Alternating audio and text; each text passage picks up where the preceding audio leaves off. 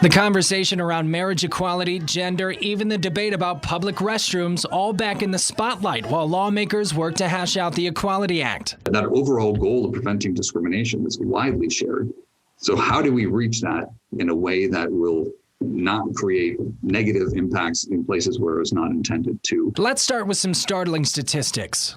Hate crimes against the LGBTQ plus community are up more than 11% nationwide since 2016.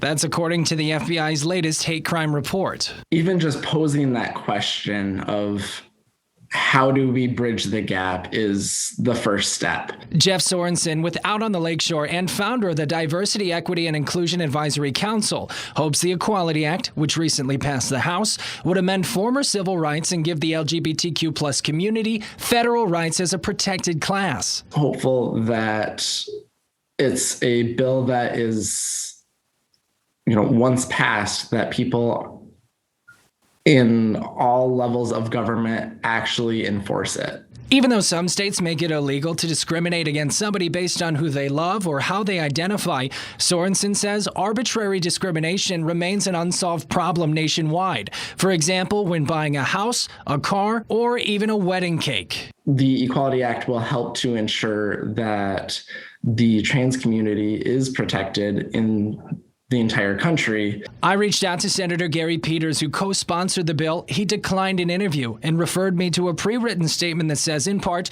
as senator, I'll always support this movement by defending the rights of all Americans, no matter whom they love or how they identify. Meantime, Representative Peter Meyer says he's willing to work with his colleagues across party lines, but he says the bill in its current state has unintended consequences, infringing on First Amendment rights, stripping protections from nonprofits, faith-based organizations, universities, and even medical professionals opposed to transition-affirming therapies, to name a few. And at the end of the day, this was a piece of legislation introduced to make a statement, not to actually drive change. There's a large difference between ensuring that the government is not aiding and abetting discrimination and violating equal protection, and the government forcing individuals into a position where they're being compelled to violate their conscience and violate sincerely held, First Amendment protected religious expression.